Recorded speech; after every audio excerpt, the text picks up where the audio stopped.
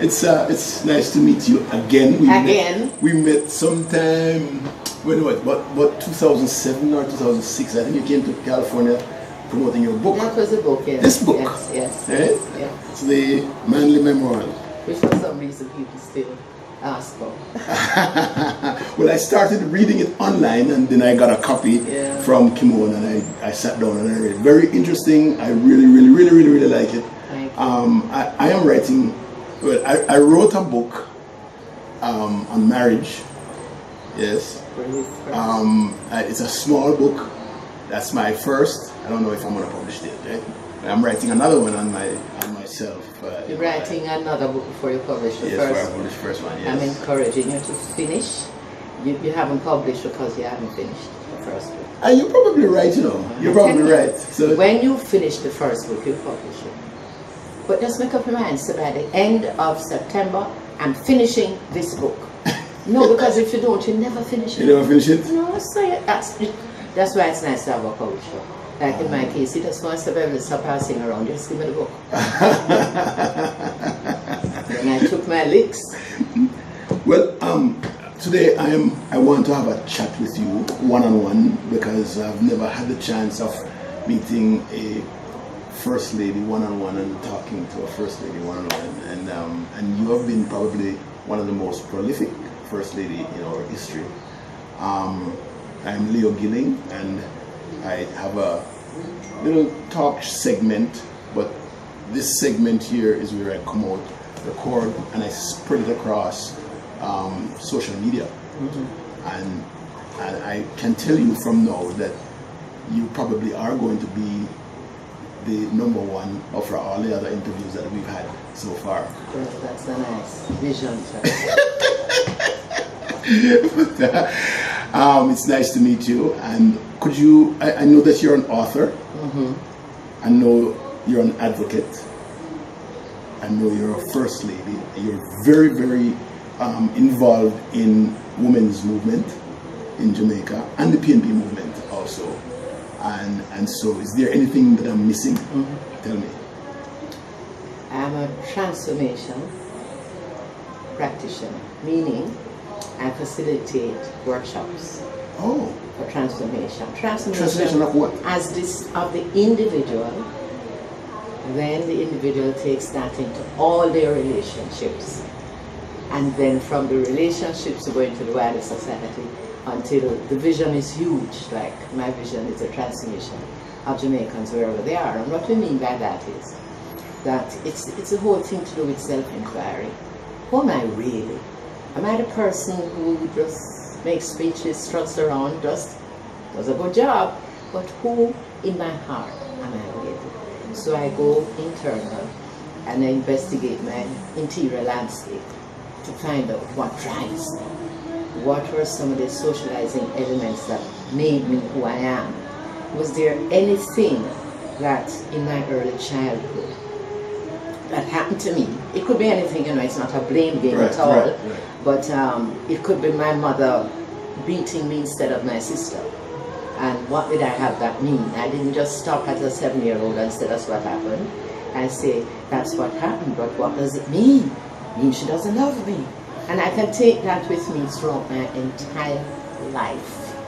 And it can stop me from being who I am and what I really want to do with my life. It's the most exciting thing I've ever done. And there are people who do this worldwide. Landmark Education Corporation. That's where my training come from them. And they are headquartered in San Francisco, actually. Okay. That's the same Tony Robbins type thing? Yeah, Tony is more motivational. Oh, okay. And I make the distinction because in transformation you are actually given distinctions and tools that if you wake up at midnight and say, why did I not kiss my husband before I went to sleep tonight? I know which tool I can use to make me see why. And that could be anything, you know, but it's usually something that is hidden from me that gets unconcealed. Oh. And so when I get that, it triggers me into an insight. And it goes, whatever, you know, whatever, what I call hocus pocus that I created there, disappears. And I can now hug it really freedom. I love it, Leo. I do too. I love it. I It's do too. inspiring, and of course it comes with coaching. Yes. And I'm fortunate enough to be involved with a foundation.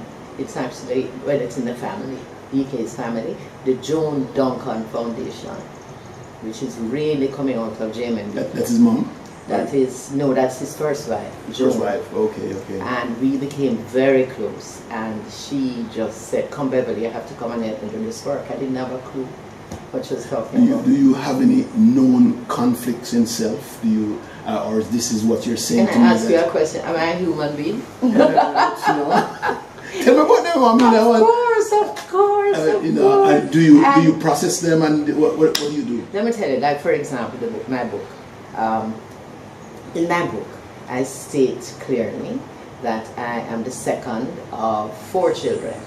Later on, we discovered a sister who was born the same year as my younger sister. Oh. And we're great friends now. So when I talk about the family, I'm talking about the family I grew up in. Right. So I was the second. My mother was what you call in Jamaica high brown, and she'd tell you with pride that she could sit on her hair. Oh. She then married a black man, so her children could not sit on her hair. Oh. Now I looked more like my father as the darkest one in the family, and what I had all of that mean is that, you know, because I was black and our marriage was falling apart and all the things, the denigratory things that I said about blacks, you know, I was like outside. I was never on the inside. I was always a little bit on the outside, because the brown ones were favored more than I was. And it was not until I started to do this work that I realized that this thing has stayed with me all my life. It was hidden from me, but it has stayed with me. And although I was a success, and I'm willing to admit that I am a success, what I did, I was always referencing that thing that I couldn't see. I don't know if you get what I mean. I do. Some people just give in to it, so they go nowhere. Yeah. I decided that's gonna show them. Yes. You know. Yes, yes. So was that? Are you seeing that now? Because I know your former husband. He was really high colored, white. High brown. Yes. Some people thought white. Yes. Yes. And did you bring that with you into that relationship, or were you aware? You're now coaching me, which is fine. At the time, I didn't. I don't know if I was aware of it at the time, but I remember one weekend we took my mother. My father died by then, and we took my mother to Miami, and to see if we could just have a soul-to-soul talk with her, find out more things about her side of the family, that kind of thing. And she literally shut up on us. She just would not. She said, you know, her generation never talked about things like that. So what's the point? It's happened already. Yes. It's gone already. Well, you bring that up. Yeah, I like that. Okay. Yeah, that's the acceptance part. Guess what? Yeah. We were socialized. And being very frank with this, because you never know. When you speak from an authentic place, meaning from who you really are, people listening to you get uncomfortable sometimes. Yes. And guess what? They can have an insight. Yes. And they can realize it's okay, that's what happened to me. Maybe I don't have to hide it anymore. So this is how it works. And one of the things she socialized us into, because her marriage to a black man was really, Daddy was a love. He was a lover. I mean, he always had a girlfriend. In the marriage, he drank rum, you know. Yes. And this created a lot of problems for her. And so she got to the stage where it was very contradictory, because on the one hand she'd tell us about Marcus Garvey and black pride. On the other hand she'd say, none of you bring anything black in front of me. Oh, wow. And guess what? Years later we realized that none of us did. Oh? We didn't know, you know. It was not until that Miami weekend and we're talking, I said, oh my God, the 3 sisters sitting there, all of us had married high brown men. Oh my. And they're showing you the way this thing works. So it probably was deep down somewhere there that you didn't recognize. What did I say? Yes. You couldn't even see it because it was not present for you. In our workshop language, we said it was in that sphere where you don't even know that you don't know. But in I want you to get that. in your book. All of us have that thing, you know, where you don't even know that you don't know. I know that. When you come to know it, you can shift it. What was I going to say? I want to say to you that you actually, in the book, rejected Michael Manley initially. Actually ran away from him, trying to not to get running into that from place. life. Yeah. but then here you are. You went back and settled with him based on what you're saying now. Mom's thought. It was in me. That's It's amazing, and this is why I want to. When I wrote this book, I was not as evolved in terms of transformation as I like to think I am now. Yes, yes. I use the word evolve because it's not a discipline that makes you better than anybody. It's just something you choose to be. Yes, it's to do with your whole sense of being. And some of it is actually even existential, you know, because we have things that you say things in it like life is empty and meaningless. And the first time I heard it in a workshop, I was ready to walk out. Empty and meaningless. But guess what? The coach paused deliberately, and then he said, and it is empty and meaningless because it's empty and meaningless.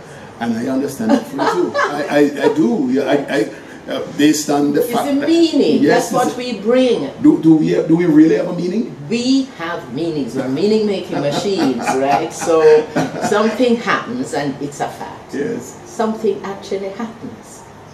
But then I give it a meaning. Yes. Now the control and power I have, because I believe I was born with greatness inside of me. It may be covered up. Yes. It is covered up. Yes. In some of us more than some of us. But I mean, you have to say, yes, something happened, but then you have to have it mean something. Understand. You know what I mean? My mother beat me, you can't stop there, you know, Yes. or you can't give it an empowering. You have a choice, you can give it an empowering meaning, like she really wanted me to get A, B, or C. Right. Or I can give it a meaning, which is the one I gave it, she doesn't love me.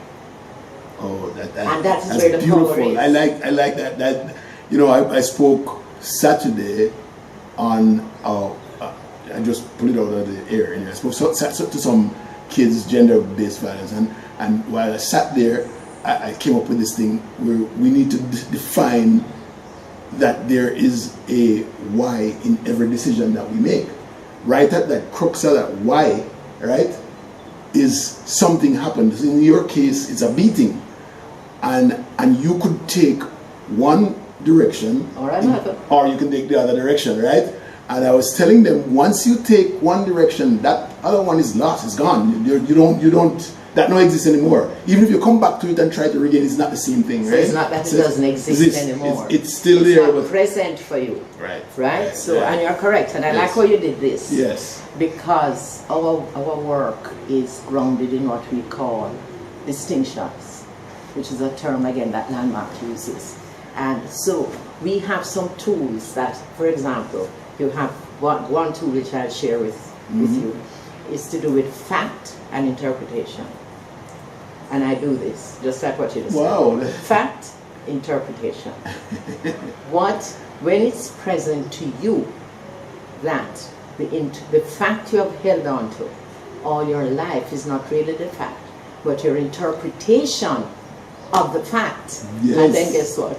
After a while, the interpretation becomes the fact. Yeah. So the fact doesn't exist anymore. No, it's the interpretation. It's the interpretation that's ask me real. about my mother. I won't say she beat me when I was young. Guess what I say? I know she never. I know, you know, that she didn't love me. Now, when you do that, and it's something I use with your permission, it's similar to describing what actually happens. Because when you get that insight, that your interpretations will come to fact, something happens. You get the insight, and you can enter a whole new realm. A whole new realm. Because in future, what you do, you say, where am I coming from? Fact or interpretation? So, my daughter said A to me. What did I have it mean? And what I had it mean, did that become my did that become my fact about what she did or what she said? Right. The minute I get that I'm coming from interpretation, I'm ready to soar. Let me read something to you. I have to read this because you and you can explain it to me. It says, we also spent time with other couples on weekends, Barclay and Glenworth, Douglas and Sheila Graham. Oh my God, that's in the book. And then you said, okay, and Angela Melhedo and John and Valerie Marzuka. What's the meaning of okay and Angela? What does that mean? There's okay actually in the book? Yes, it is. Okay? Yes. I mean, I got stuck on it. I have to interpret now. Oh, please do. It's important to me. I must confess, I have not read the book, and this may be typical of authors. I've never asked. I've not read the book since I wrote it. Oh, okay. I don't have the courage to read it again. No. And I can choose to read it. I can choose differently. Okay. But I'm not in a hurry to choose differently. Right. The reason I brought it out is because of that. Why? Because I didn't know which way to take it. Why or what is said? Let's get it now. What are the facts? The facts. What right. Actually saying? Okay, so the facts are, I'm hearing why and I'm hearing okay. Okay, the facts are that you had friendships with these people. I get that. But you're questioning me about why or okay? Okay. Okay. Okay. Oh, yes, okay. That's what you're questioning. And yes, okay. yes. So the fact you're questioning, why did I put okay? Yes. And I'm telling you that it's been so long that I would have to interpret. Okay. All right. My interpretation of why I put okay like that in the book would have to do something with the fact that when I came into the relationship, I didn't just come into a relationship with Michael. I came into a relationship with Michael and his friends. And the friends, it was a close-knit group of highbrow friends. Yes. I'm not making nationality, we don't make anything wrong in my transformation. That's everything right. Is as it is. Yes, it is. So when I say highbrow friends, I'm not saying it in a derogatory manner. My mother was highbrow. No. My grandchildren. I don't think it that way either. I don't think it my grandchildren are the highest brown. So I came in, I remember now, I'm coming in with my own stuff. Yes. And a big part of the stuff I came in was because I was darker than the rest of my siblings. I was shut out. I was the one who had to do the hard work. All these things, a lot of which I think were made up, but they were real for me growing up. So here I am now coming into a setting where I'm the odd one out. I've always felt I'm the odd one out. I won't even say again, it was who I thought I was. Okay. I can't even say again. Okay. It was just natural for me to be the odd one out. So maybe that okay could be a kind of almost sarcastic okay. So that's what I came into. Okay, we're gonna make the best of it. So one of the ways in which I made the best of it was to make sure, and you could say anything to Michael. Yes. He was extraordinary that way. Yes. He was brought up so that you gave honest, you wouldn't call it this, but honest feedback. Yes. I was brought up that if something was upsetting me, I keep it to myself. Yes. I drink a glass of water. My mother said, don't bother me girl, go drink some water and cool down. So he taught me how to be able to share with him, no matter how hurtful or no matter what I thought the consequences would be, because there were no bad consequences. So I said to him, we have to enlarge in this room because I don't see me there. And he said, oh my God. No, that was hidden to him. I said, oh my God, of course. So in future I went to the pantomime and so on. We'd include some of my family, some of my friends. He never ever wanted to include them in it. But it was just hidden from him that he was in this, like almost like a cocoon, where he felt very safe and where he was very safe. There were people who loved him, who took care of him. All his needs were met. And I mean all his needs. Yeah, I mean, I saw. I don't want a follow-up question to that. No man. I love that.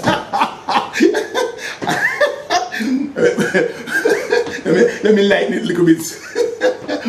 The thing is, I found it quite profound the day when you were recognized as a TV person. Because tell me you that day. Yes, man, because it was profound. I want to know how you felt felt what first when that man said to you, "You look like somebody on camera"? And I can't find him. I don't even know if he's alive. I'm not sure if he's alive. He's in California. Because you hold him very high. Well, I mean, I don't know what he saw, but he just, I just felt, well, I was in London for 2 years. While I was in London, little over maybe a year and a half, while I was in London, I did a course in film technique. Right. So I was drawn to film because Perry Hensel, cut a long story short, I think it's all in the book, Perry Hensel of the Holiday Company asked me if I would come and help out in his office because his secretary had gone on leave. She was going on for a month. At the time I was looking for a job. I didn't know where I was going, didn't know what I wanted to do, and I said, well, I'm not doing anything, I'll come. And that worked out very well. And then his secretary phoned to say she was not coming back, so he asked me if I would just stay at least until I knew what I wanted to do. And that was where it all began, because I got into that world.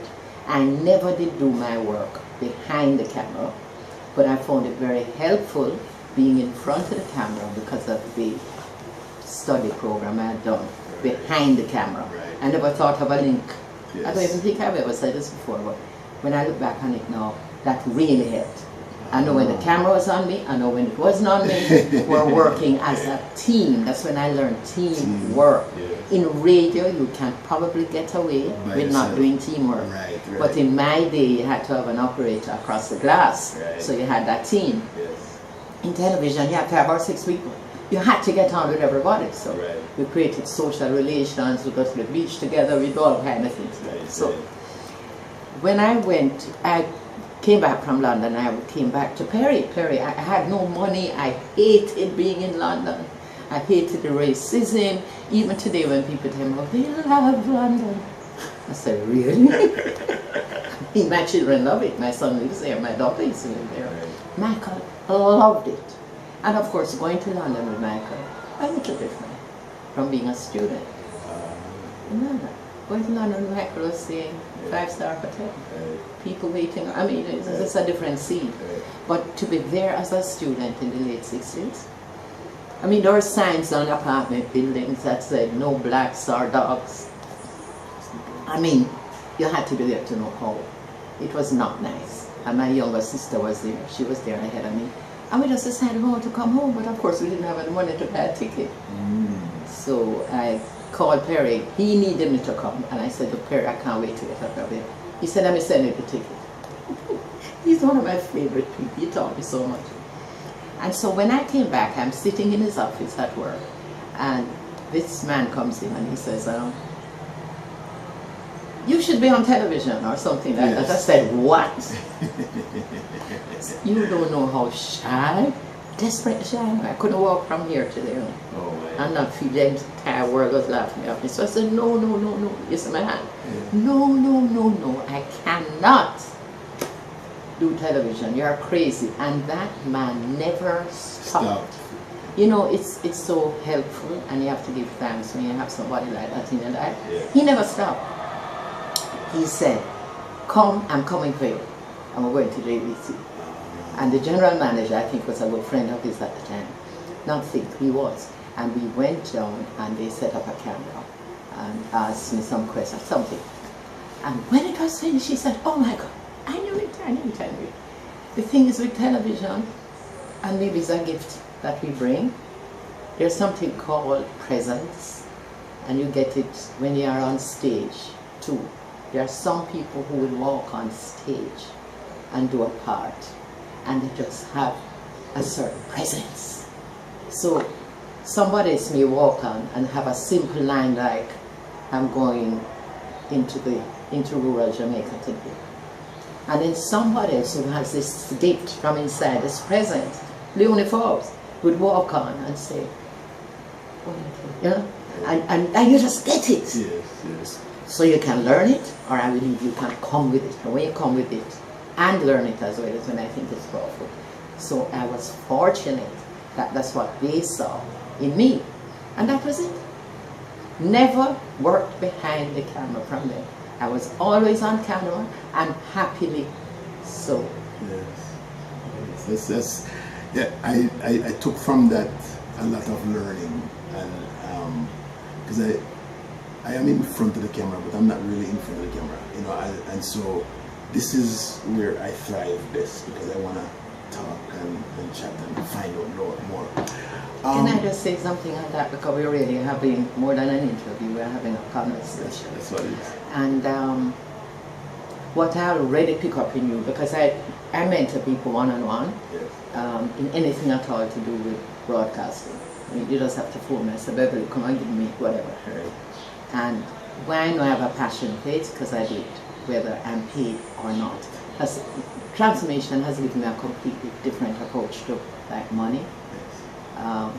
Yes, in this life you need to have money, but it really doesn't have to control what you do. I mean, once you're being authentic, you have your vision and you know what you're stepping into, the universe, as they say, comes to meet you. And what I pick up in you immediately is, one, your authenticity. You really want to know something about me. And secondly, and of equal importance, you actually listen. If you watch television, overseas, anywhere, international television, local television, and just watch, just to play a game and say, let me see if that person is listening. They ask you the same question. Oh, that you answer. No, you watch it from now. It's a very challenging thing for people to learn to listen. And in our work in transformation, listening is the biggest thing, even more than articulating. Listening, because, and then you can choose, where am I listening from? That's true. You don't just have to listen ad hoc. That's true. You could say, I'm listening from a place, like today, I'm listening to you from a place where I'm doing this interview because I'd like somebody to learn something from it.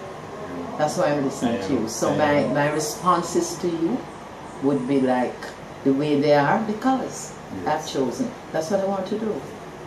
Thank you very much. I read also in the book where you said that, I didn't know much about this, but Michael was a people person, and he said he would love to be black. That was profound, right?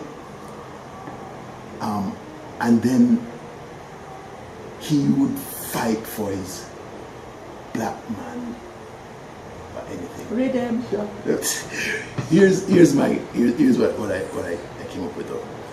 You had to teach him though about curry goat and oxtail and fried dumpling and It's stuff. one of the things I'm most criticized for in the book. So tell me about that part. It's let me take, maybe in that at that time I would have said teach. I wouldn't say teach now. Two people come together with their various experiences and we learn from each other, right? And in very practical ways we learn from each other. So he was into gourmet food and he really introduced me to gourmet food. I remember the escargot. Oh my God, that was so when my mother would never have that, you know. We'll talk about that later. My mother would call that nasty. And cow tongue and Yes. whereas I was brought up into that other kind of food. That's how that was. For me it wasn't a big deal, and it came in the book because I was attempting to show cultural differences. It's challenging to be married in the first place, but when you come from two different cultures, it can be even more challenging if you're not ready for the learning that has to take place. Yes. But where he was, and I want to just keep saying it, he was an unusual type of human being. I know that. I saw mean, that. extraordinarily so. Because he could take in almost anything. You could say, as I said before, almost anything to him. And he was open. We're going to this dinner. He said, don't worry about it. I was worried about it because it was about 10 of us going to dinner. And, I didn't really know anybody, Right. The only time I really got in touch with these people was when I was doing an interview.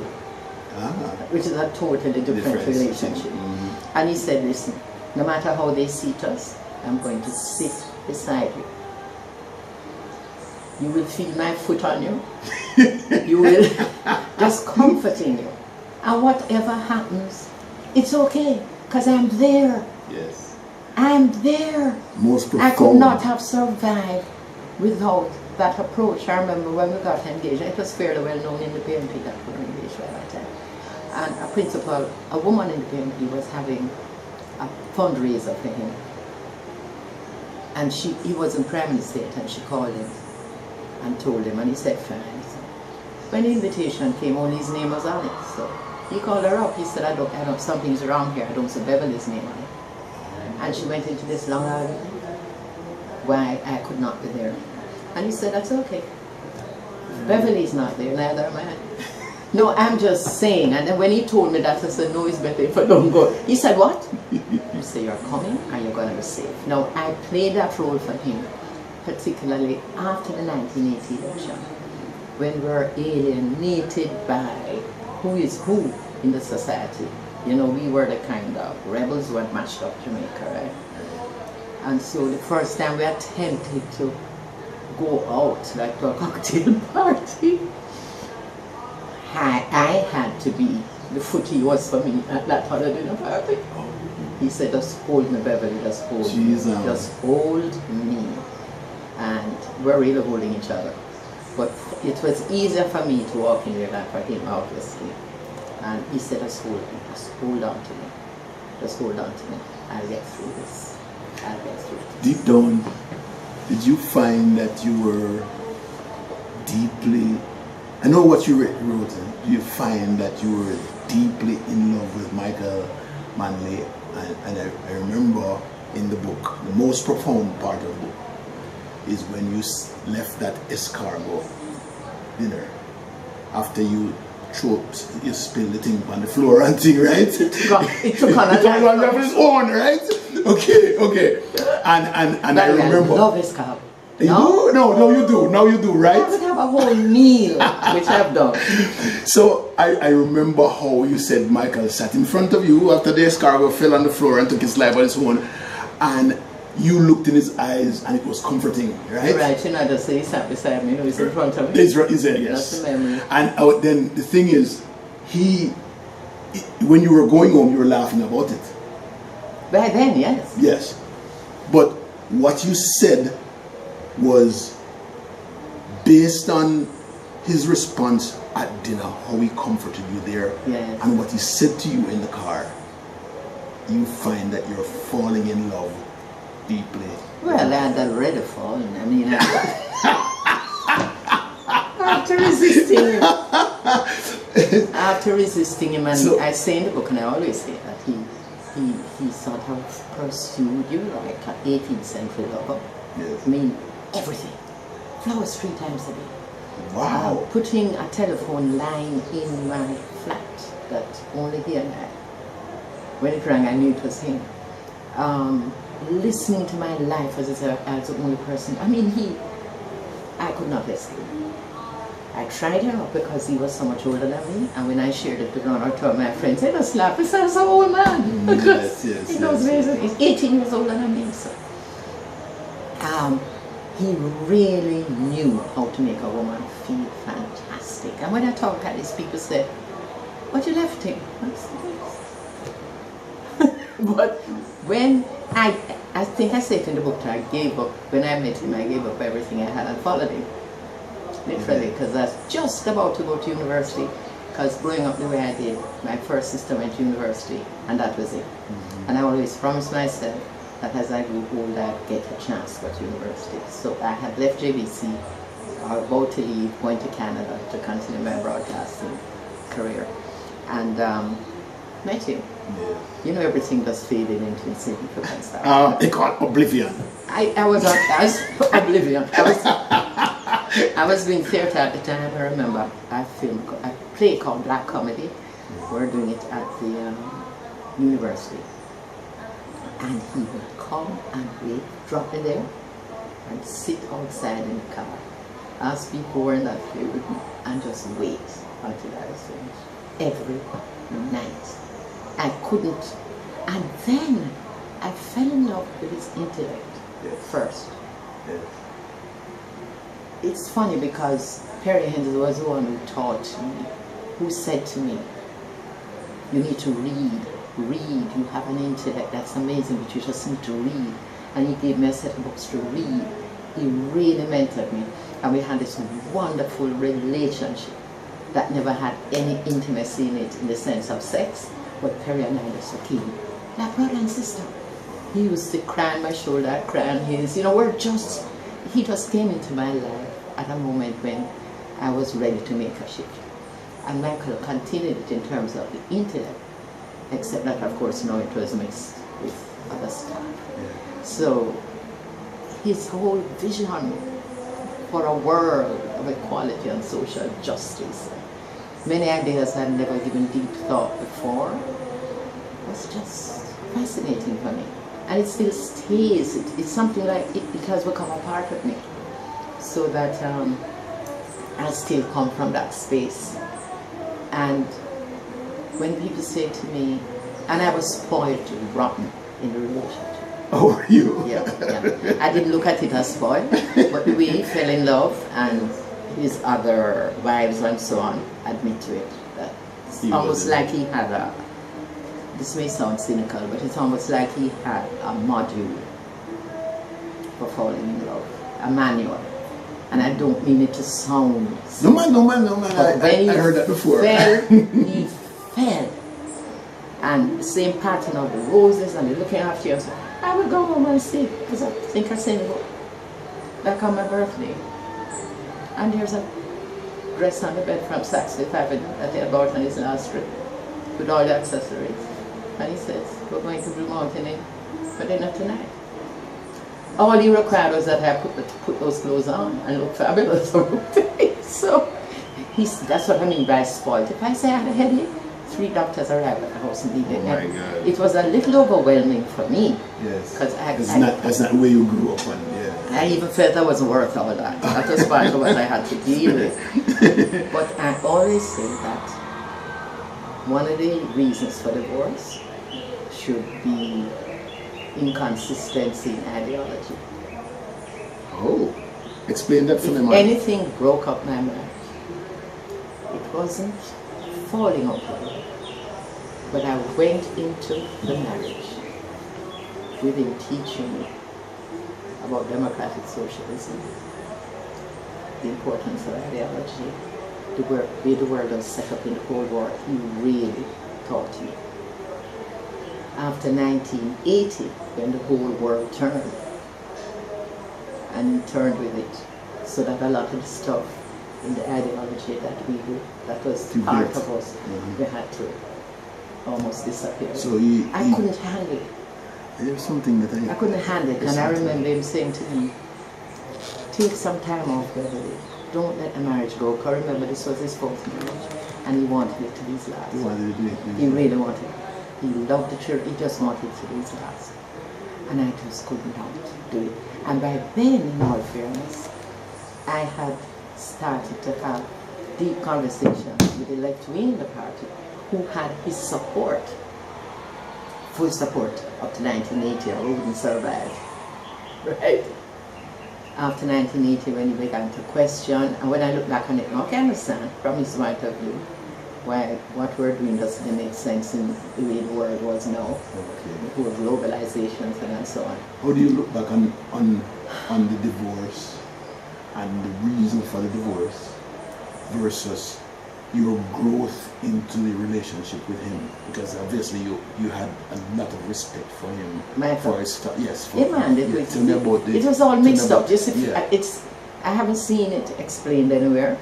And maybe one of the reasons I cannot write the second book, or have not been chosen to write the second book, let me put it that way, is because in my life there's a mixture of being in love and ideology. Without the ideology, I don't think there would have been that kind of love that I had for him. And so when the ideology started to kind of dissipate, so did the love. It was like and is one of the entanglements that So during the dating process then, his passion for the ideology was coming out in the dating process. And I think he saw in me, he saw how it resonated in me.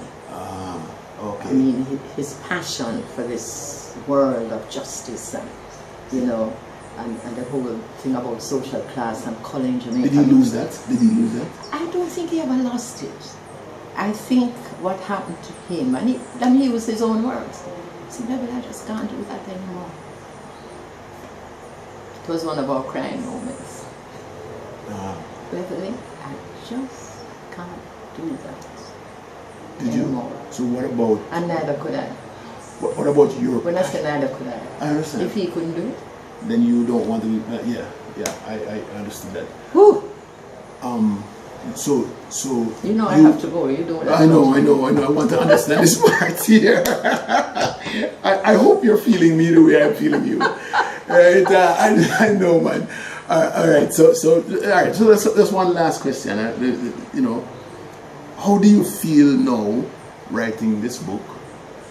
It's a beautiful book.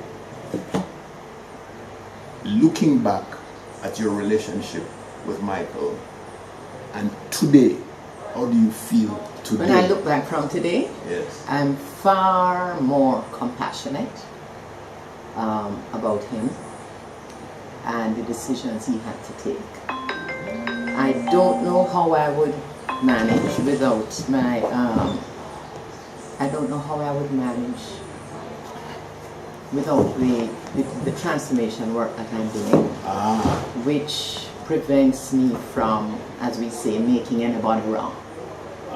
There's nothing he did that he could do to me if I had not chosen that he could do it to me. And that's what I mean when I say, anybody listening who is saying, what kind of foolishness, you know, whatever.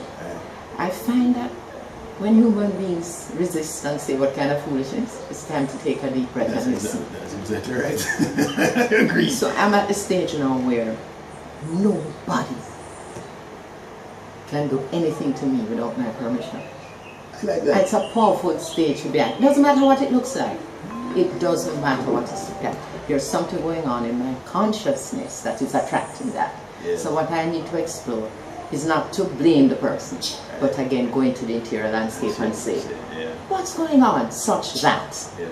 You know what I'm saying? Yes. So I look back at him from a point of view of loving him,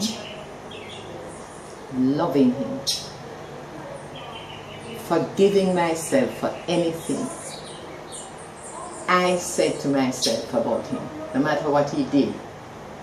I used to talk about forgiving him. That doesn't work.